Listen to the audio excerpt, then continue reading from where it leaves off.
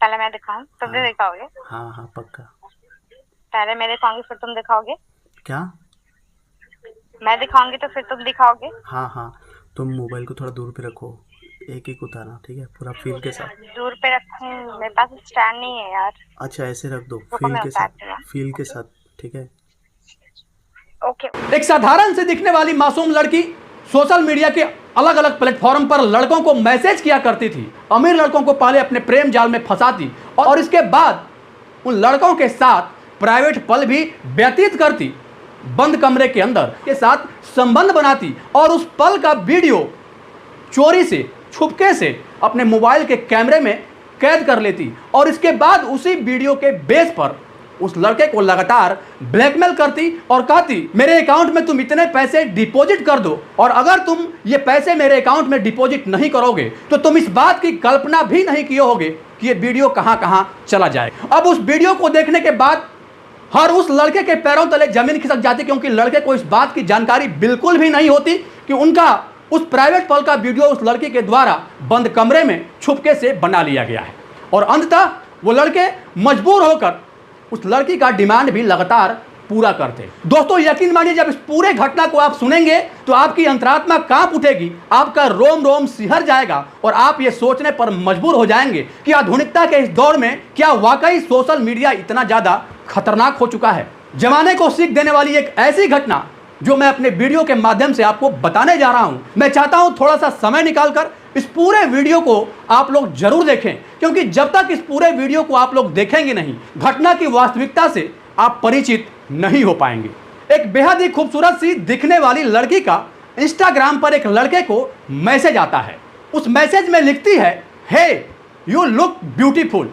वह मैसेज उस लड़के के लिए भले ही तारीफ था, लेकिन उस लड़की के लिए वह लड़का आज का पहला शिकार था। उस लड़की का नाम था रिया और रिया को ऐसे ही लड़कों की तलाश रहती जो लड़के उसके लुक्स पर, उसके खूबसूरती पर पूरी तरीके से मर मिटे और इसके बाद फिर रिया अपने खेल की शुरुआत कर सके। अब चूंकि हाय हेलो से बात शुरू हुआ था, धीरे धीरे इन दोनों में दोस्ती हुई और दोस्ती होने के बाद यही दोस्ती अंततः प्यार में बदल गया। लेकिन यह प्यार तो सिर्फ लड़के के लिए ही प्यार था। उस लड़के को इस बात का बिल्कुल भी अंदाजा नहीं था कि वह लड़का जिसको प्यार समझ रहा था वही प्यार उस लड़की के लिए प्रोफेशन था, उसका धंधा था। ऐसे ही अचानक से एक दिन लड़की विवेक को फोन करती है और कहती है, विवेक आज मैं तुमसे मिलना चाहती हूँ, तुम्हारे साथ प्राइवेट समय बिताना चाहती हूँ। दरअसल रिया शर्मा उत्तर प्रदेश आजमगढ़ की रहने वाली थी और उसकी खास बात यह थी कि वो पढ़ने में बहुत ज़्यादा तेज थी, लेकिन उस लड़की के अंदर सबसे बड़ा डिमेरिट यह था कि वो अपने आप को बहुत ज़्यादा खूबसूरत समझती थी। उसे अपने खूबसूरती पे बहुत ज़्यादा घमंड था। उसके घर वाले राजस्थान के प्रसिद्ध शिक्षण संस्थान कोटा उसको मेडिकल की तैयारी करने के लिए भेज देते हैं और वहाँ जैसे ही वो कोटा जाती है, कोटा जाने के बाद अचानक से वो लड़की पूरी तरीके से आधुनिकता की चकाचौंध में अंधी हो जाती है और अपनी खूबसूरती के बल पर ही कुछ ऐसा करने लगती है जो न तो उसने कभी अपने जीवन में सोचा था और न ही उसके पेरेंट्स भी इस बात को कभी सोचे होंगे कि हमारी बेटी वहां जाके ये सब कर सकती है। अब चूंकि विवेक के इंस्टाग्राम पे मैसेज गया था और रिया उससे मिलने की इच्छा जाहिर कर रही थी और वो भी एक प्राइवेट समय वो चाह रही थी। अब सामने से इस बात के लिए किसी लड़के को ऑफर मिले और वो भी आज के आधुनिक युवाओं को, तो भला ऐसे मौके को कौन गंवाना चाहेगा। आखिरकार विवेक उस लड़की से मिलने के लिए तैयार हो गया और अगले ही दिन पूरी तरीके से तैयार होकर, यूं कहें कि टिप टॉप होकर, क्योंकि बात एक लड़की से मिलने की थी और वो भी ऐसे लड़की से जिस लड़की से मिलने की चाहत पिछले उसे कई दिनों से थी।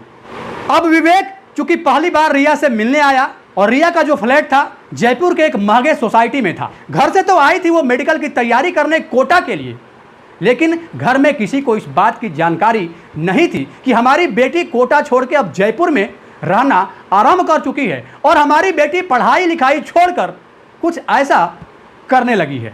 चूंकि विवेक दिल्ली का रहने वाला एक बड़े घर का लड़का था और वो राजस्थान के कोटा में रहकर इंजीनियरिंग की तैयारी कर रहा था। पैसे की उसके पास कोई कमी नहीं थी, घर से उसको अच्छे खासे पैसे भी मिलते और वो मन लगाकर वहां पे पढ़ाई भी करता। अब विवेक कोटा से सीधा जयपुर रिया के फ्लैट पर पहुंच जाता है। अब उस फ्लैट के कमरे का दरवाजा खुलता है और उसके अंदर से रिया निकलती है। वह जींस और टॉप में बिल्कुल ग्लैमरस लग रही थी। उसके मुस्कान में ऐसा नशा था कि विवेक सामने पड़ते ही ठीक से एक शब्द भी नहीं बोल पाया। रिया उसे हक करती है और इसके बाद फिर उसका हाथ पकड़ के उसे अंदर ले जाती है। दोनों वहां बैठकर थोड़ी देर बातें करते हैं। विवेक के लिए सब कुछ बिल्कुल सपने से कम नहीं था। आज जीवन में पहली बार वो इस तरीके से किसी लड़की के सामने बैठा था। कुछ देर बाद रिया वहां से उठकर किचन में जाती है और वहां जाने के बाद 2 कप कॉफी बनाकर लाती है। एक कॉफी खुद लेती है और दूसरा कॉफी विवेक की ओर बढ़ाती है। विवेक कॉफी पी रहा था और कॉफी पीते हुए उस कमरे को बड़े ही बारीकी से देख रहा था। उस कमरे में सुख सुविधाओं की ऐसी कौन सी चीज थी जो नहीं थी। अब विवेक के साथ आगे जो होने वाला था वो काफी ज्यादा खौफनाक और दर्दनाक था। दरअसल कॉफी का 2-4 घूंट विवेक पिया ही होगा और इसी क्रम में विवेक को नींद आने लगती है और नींद का प्रकोप कुछ इस कदर विवेक के ऊपर हावी होता है कि वह धीरे धीरे उसी सोफे पर लुढ़क जाता है। जब विवेक पूरी तरीके से बेहोशी की हालत में चला गया तब रिया उसे कंधे का सहारा देकर अपने बेडरूम में सुला देती है और जब विवेक वहां पे लुढ़क जाता है, सो जाता है, तब रिया वहां से उठती है और उठने के बाद उस रूम के अंदर हिडन कैमरा लगा हुआ था। वो उस कैमरे को प्रॉपर तरीके से चेक करती है और इसके बाद विवेक के कपड़े को धीरे धीरे वो उसके तन से जुदा करने लगती है, अलग करने लगती है। और एक समय वो भी आ जाता है जब विवेक को पूरी तरीके से वो बिना कपड़े के या फिर यूं कहें कि उसको निर्वस्त्र कर देती है और इसके बाद फिर अपने तन से भी एक एक कपड़े को जुदा करने लगती है और बेहोशी की हालत में ही विवेक के साथ वह संबंध बनाती है। क्योंकि विवेक बेहोशी की हालत में ही रिया के साथ संबंध बनाता है और इसके बाद जैसे ही सुबह होता है, सुबह होने से पहले ही विवेक का जो कपड़ा था उसको वो लड़की पहना देती है। विवेक को अभी भी इस बात की जानकारी नहीं थी कि उसके साथ आखिर क्या हुआ है और अंततः जब सुबह होता है विवेक फिर वहाँ से सीधा कोटा पहुँच जाता है और जो लड़की रिया थी वो वहीं पे अपने फ्लैट पर रहती है और वहाँ रहते हुए अब किसी दूसरे लड़के की तलाश करने लगती है। दरअसल वो उस प्राइवेट पल का वीडियो लगभग 36 मिनट का वो वीडियो बना चुकी थी और इसके बाद 2-3 दिन के बाद वो वीडियो विवेक के व्हाट्सएप पे वो लड़की सेंड करती है और सेंड करने के बाद कहती है कि तुम्हारे व्हाट्सएप पे मैंने कुछ भेजा है, पहले उसे देखो और इसके बाद जल्द से जल्द 5 लाख रुपए का अरेंज करके मेरे अकाउंट में डाल दो और अगर नहीं डालोगे तो उस वीडियो को मैं कहाँ कहाँ सेंड करूँगी, कहाँ कहाँ भेजूँगी और किस किस सोशल साइट पे अपलोड करूँगी। जब सोशल साइट से ये वीडियो पूरी तरीके से प्रसारित हो जाएगा, तुम्हारे वीडियो को जब तुम्हारे रिलेटिव देखेंगे, तुम्हारे घर वाले देखेंगे, इवन तुम्हारे पेरेंट्स देखेंगे तो फिर क्या सोचेंगे, फिर तुम अपना मुंह कैसे उन लोगों के सामने दिखाओगे। उस पल को याद करके भी तुम्हारी अंतरात्मा कहीं ना कहीं कांप जाएगी।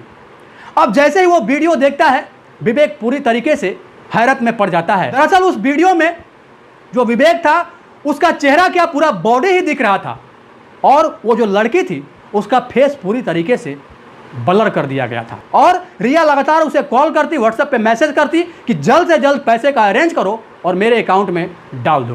क्योंकि बात उसके पढ़ाई की थी, बात उसके इज्जत का था, बात उसके सम्मान की भी थी और अंततः मजबूर होकर वह कहीं कहीं से थोड़ा थोड़ा दोस्तों से या फिर रिलेटिव से किसी तरह ले देकर 5 लाख रुपए का अरेंज करता है और रिया के अकाउंट में डाल देता है। और पैसे डालने के बाद विवेक को लगा अब तो सब कुछ ठीक हो जाएगा, अब शायद ऐसा कोई प्रॉब्लम नहीं है, कोई परेशानी नहीं है। लगभग 1 महीने के बाद फिर से विवेक को कॉल जाता है और इसके बाद वो लड़की कहती है कि मेरे अकाउंट में 5 लाख रुपए और डालो, नहीं तो इस बार जो तुम्हारा वीडियो है ये तो सोशल मीडिया पे मैं डाल के ही रहूँगी।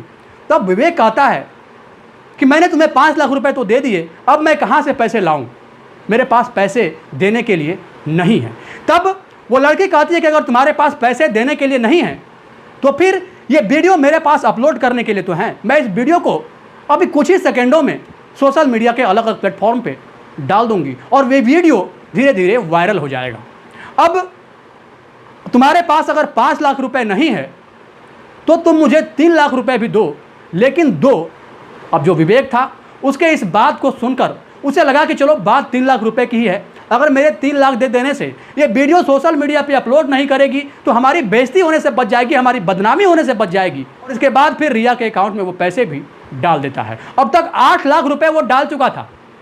एक सप्ताह के बाद फिर से वो लड़की एक मॉल में जाती है और मॉल में जाने के बाद कहती है कि मैंने 65,000 की शॉपिंग की है, मुझे पैसे जल्द से जल्द गूगल पे करो, नहीं तो फ़ोन पे करो, क्योंकि शॉपिंग मैं कर चुकी हूँ। अगर पैसे नहीं आए तो यही से वीडियो मैं अपलोड करूँगी। अब फिर से बड़ा परेशानी में वो पड़ जाता है कि आखिर एक बार, दो बार, ये तीसरा बार अब मैं पैसे लाऊं तो लाऊं कहाँ से। तब उससे वो फाइनल डील करता है और कहता है कि ये वीडियो पूरी तरीके से डिलीट करने का तुम कितना पैसा लोगी। तब वो लड़की कहती है कि मैं इस वीडियो को पूरी तरीके से डिलीट करने का तुमसे 5 लाख रुपए और लूँगी। और अंततः वो लड़का कोटा से सीधा अपने दिल्ली घर पहुँचता है और घर जाने के बाद अपनी माँ का मंगलसूत्र वहाँ से किसी तरह चुरा लाता है, उसे कोटा में किसी ज्वेलरी शॉप में जाकर बेचता है और फिर जो उससे पैसे होते हैं 5 लाख रुपए, वो फिर से उस लड़की को दे देता है। अब तक कुल वो 13 लाख रुपए दे चुका था। चूंकि उस लड़की को पैसे मंगाने में बहुत ज़्यादा परेशानी नहीं हो रही थी, तब उस लड़की रिया शर्मा को लगा कि ये लड़का तो पैसे कमाने का एक बहुत अच्छा जरिया है, एक बहुत अच्छा मशीन है, जब चाहो तब उस मशीन से पैसे निकाल लो। अब 15 दिन के बाद फिर से वो लड़की कॉल करती है और कॉल करने के बाद कहती है कि मुझे 1.5 लाख रुपए और चाहिए, अगर तुम मुझे 1.5 लाख रुपए नहीं दोगे तो ये वीडियो मैंने अभी डिलीट नहीं किया है। अब विवेक को लगने लगा कि कहीं ना कहीं हमारी बेबसी का, हमारी लाचारी का, हमारे मजबूरी का ये लड़की फ़ायदा उठा रही है। अब जब इस बात को भली भांति समझ गया, तब वो उस लड़की से कहता है कि तुम्हें जो करना है करो, तुम्हें अगर सोशल मीडिया पर ही डालना है तो डाल दो, मुझे अब कोई फ़र्क नहीं पड़ने वाला है, चूँकि अब मेरे पास देने के लिए पैसे हैं ही नहीं। जब लड़की को ये लग गया कि अब पैसे मुझे मिलने वाले नहीं हैं, तब उस लड़के विवेक को वो सोशल मीडिया के हर साइड पे ब्लॉक कर देती है। लेकिन अब तक विवेक ने अपने अच्छे खासे पैसे गंवा दिए थे। लगभग 2 से 3 महीने का समय बीत गया। विवेक अब पूरी तरीके से उन सब चीज़ों से निकलकर पढ़ाई में अपना मन लगा दिया था और अचानक ही उसका एक दोस्त रोहित उसके पास आता है और आने के बाद कहता है कि विवेक, तुम्हें शर्म नहीं आती इस तरीके की गंदी हरकत करते हुए? ये वीडियो देखो। असल ये वही वीडियो था जिस वीडियो के बेस पर वो लड़की रिया शर्मा विवेक को लगातार ब्लैकमेल करती थी। अब विवेक जैसे ही उस वीडियो को देखता है, मानो उसके पैरों तले जमीन खिसक गई। वो रोहित से पूछता है कि रोहित, तुम्हारे पास ये वीडियो कहाँ से आया? तब रोहित बोलता है, असल इस वीडियो में जो लड़की है वो हमारे मंगेतर की बेस्ट फ्रेंड है।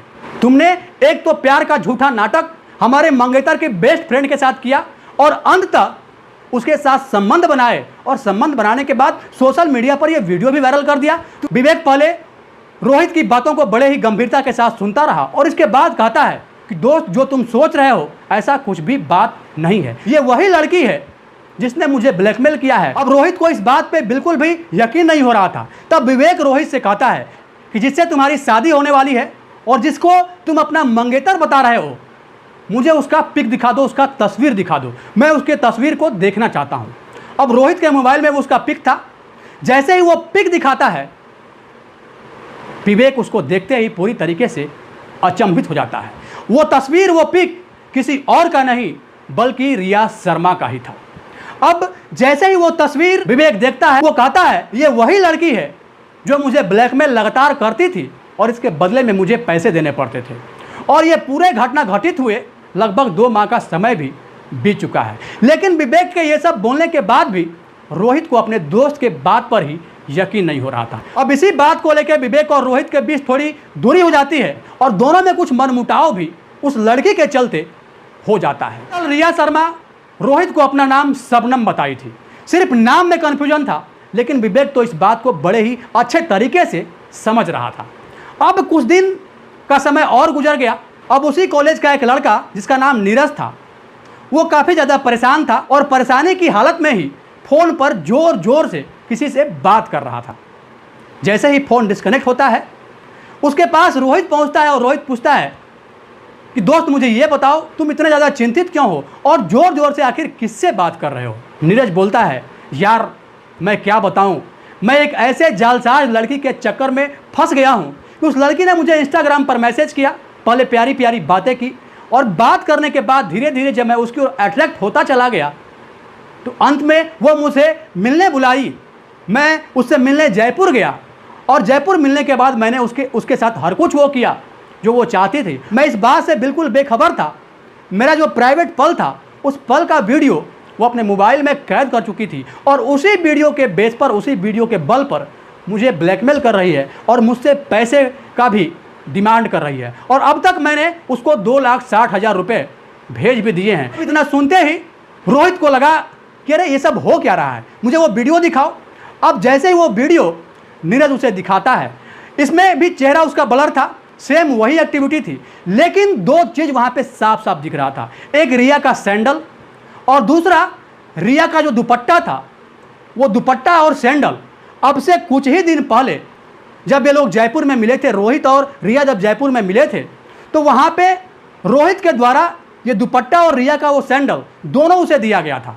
उस दुपट्टा को बहुत अच्छे तरीके से रोहित पहचान गया, चूँकि वो पास ही बेड पर रखा हुआ था और जो कैमरा था वो अपना काम कर रहा था। अब ये सब कुछ देखकर रोहित का जो शक था पूरी तरीके से अब विश्वास में बदल गया। वो अब ये तीनों दोस्त एक जगह बैठकर फैसला लेते हैं कि अभी इस पूरे मामले की सत्यता को रिया से बताना नहीं है, अब रिया को रिया के अंदाज में ही जवाब देना है। इसके बाद रोहित रिया को फ़ोन करता है और फ़ोन करने के बाद कहता है कि मैंने तुमसे कमिटमेंट किया था ना कि मैं तुमसे शादी करूंगा, तो मैं चाहता हूं कि मैं तुम्हारे साथ जो एंगेजमेंट है, जो रिंग सेरेमनी है, वो मैं एक प्राइवेट पल बिताते हुए तुम्हारे साथ कर लूं। मैंने 3,75,000 रुपये की एक अंगूठी भी खरीद रखी है, मैं वो अंगूठी तुम्हें देना चाहता हूं। अब इतना सुनते ही रिया पूरी तरीके से पागल हो गई। तब रोहित कहता है कि उस रिंग सेरेमनी में कोई नहीं होगा, सिर्फ हम होंगे और तुम होगी, और जो जगह होगा और जो समय होगा वो मैं फिक्स करूंगा। वो लड़की तैयार हो जाती है। अब 3 दिन के बाद ये तीनों दोस्त जयपुर पहुंचते हैं और जयपुर जाने के बाद एक होटल में 3 अलग अलग कमरा बुक करते हैं। एक कमरा रोहित के लिए और 2 कमरा नीरज और विवेक के लिए था।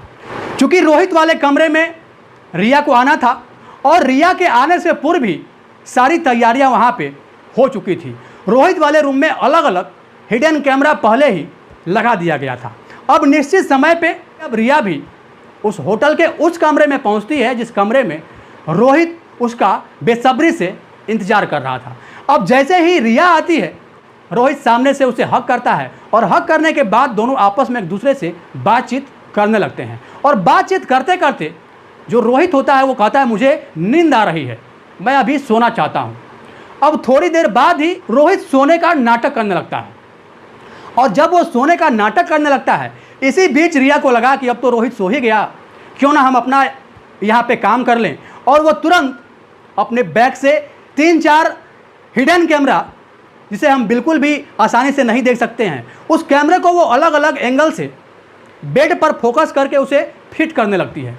और रोहित इस बात को बहुत ही अच्छे तरीके से देख रहा था। अब जब कैमरा वो पूरी तरीके से फिट कर लेती है और इसके बाद फिर वो रोहित के उस बेड पर जाती है जिस बेड पे रोहित सोने का नाटक कर रहा था।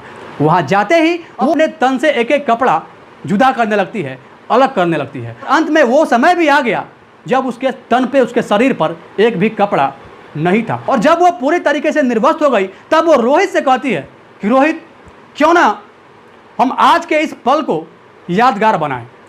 रिया को इस बात पे बिल्कुल भी यकीन नहीं था कि जिस हिडन कैमरे के बल पर वो लोगों को ब्लैकमेल कर रही थी, आज वो खुद उसी हिडन कैमरे का शिकार हो रही है।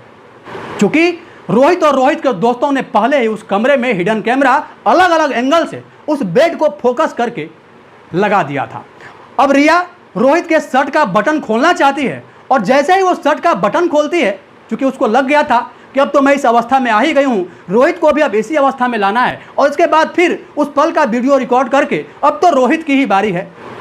अब बाहर से दरवाजा को नॉक करने की आवाज आती है। अब जैसे ही बाहर से दरवाजा नॉक किया जाता है, इसी बीच दरवाजा रोहित के द्वारा खोल दिया गया और दरवाजा खुलते ही विवेक और नीरज की एंट्री भी उस कमरे में हो जाती है। और अंदर आते ही विवेक रिया को एक जोरदार थप्पड़ लगाता है और दूसरे गाल पर नीरज एक जोरदार थप्पड़ लगाता है। दोनों ओर से जब उसके गाल पे 2 थप्पड़ पड़ गए, इस बात पे रिया रोहित से कहती है, कैसे हो यार, तुम्हारे सामने ही तुम्हारे गर्लफ्रेंड को कोई मार रहा है और तुम्हारे मुंह से एक शब्द भी नहीं निकल रहा है। अब इतना सुनते ही रोहित कहता है, तुम इसी लायक तो थी ही। अब इतना सुनने के बाद रिया को लगा कि अरे ये क्या हो गया।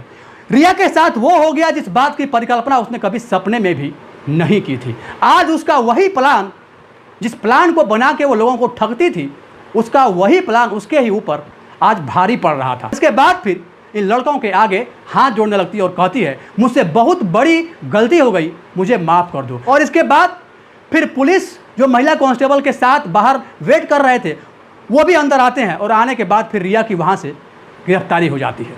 अब रिया को पुलिस अपने साथ लेकर थाने जाती है और थाने जाने के बाद उससे गहन पूछताछ होती है। और पूछताछ के क्रम में रिया कुछ बड़े खुलासे करती है, जिन खुलासों को जानने के बाद वहाँ मौजूद पुलिस कर्मियों के भी पैरों तले जमीन खिसक गई। दरअसल रिया 1, 2 और 3 ही नहीं, बल्कि अभी तक 72 से ज़्यादा लड़कों को इसी तरीके से वीडियो बनाकर ब्लैकमेल कर चुकी थी और लगभग 3.5 करोड़ से ज़्यादा रुपए की वो वसूली भी कर चुकी थी। पुलिस वाले फिर उससे पूछते हैं, इतना बड़ा धोखा आखिर तुमने उन लड़कों के साथ क्यों किया? रिया तत्काल एक लंबी सांस लेती है और सांस लेने के बाद जो भी बोलती है वो बात वहां मौजूद लोगों को सोचने पर मजबूर कर देता है। रिया कहती है कि साहब, जब मैं 13 साल की थी तब मैं अपने पड़ोसी अंकल को अपनी ही माँ को ब्लैकमेल करते हुए देखा था। क्योंकि मेरे माँ का एक आपत्तिजनक पुराना वीडियो उसके पास था और उस वीडियो के बेस पर वो जो अंकल थे मेरी माँ को लगातार ब्लैकमेल करते थे। मैं चुपचाप माँ को ब्लैकमेल होते हुए देखती रही और मैं उस दर्द को नज़दीक से सहती रही और अंततः माँ को इतना मजबूर कर दिया गया कि वह इसे बर्दाश्त नहीं कर सकी। उसे हार्ट अटैक आ गया। वो हमेशा के लिए हम सबको छोड़ के चली गई। एक 13 साल के बच्चे से हमेशा के लिए उसके माँ का साया हट गया और कोविड के महामारी में, कोरोना के महामारी में हमारे पापा तो पहले ही चल बसे थे। मैं अकेली और बेबस लड़की आखिर करती तो क्या करती? और मैं उसी समय ये प्रण की, या तो मैं शिकार बनूंगी या फिर मैं शिकार करूंगी। और मैंने शिकार करना ही वो रास्ता चुन लिया। इतना बोलकर वह लड़की फफक कर रोने लगती है। उसके आंखों से आंसू अब सूखने का नाम ही नहीं ले रहा था। दोस्तों, इस घटना को बताने का उद्देश्य किसी को परेशान करना नहीं, किसी के भावनाओं को आहत करना नहीं, किसी के अंतरात्मा को चोट पहुंचाना नहीं, बल्कि आपको सचेत करना है, आपको जागरूक करना है। आपको यह बताना भी है कि कभी कभी जो लोग सबसे ज़्यादा मुस्कुराते हैं वैसे ही लोग अंदर से सबसे ज़्यादा टूटे हुए होते हैं। रिया की तो सज़ा तय हो गई, निश्चित ही उसे सज़ा हो जाएगी, लेकिन अब सवाल यह उठता है कि आपके और हमारे सोच की सज़ा कब तय होगी। बाकी इस पूरे घटना को लेकर आप क्या सोचते हैं? अपनी राय निष्पक्षता के साथ कमेंट बॉक्स में जरूर दें और यह भी बताएं कि क्या इस पूरे घटनाक्रम में सिर्फ रिया दोषी है या फिर वैसे लड़के भी दोषी हैं जो हमेशा वैसे लड़कियों की तलाश में रहते हैं। इन लड़कियों के साथ वो अपनी रातों को रंगीन बना पाएंगे। अपनी राय निष्पक्षता के साथ कमेंट बॉक्स में जरूर दें। सावधान रहें, सुरक्षित रहें, अपना ख्याल रखें। जय हिंद, जय भारत।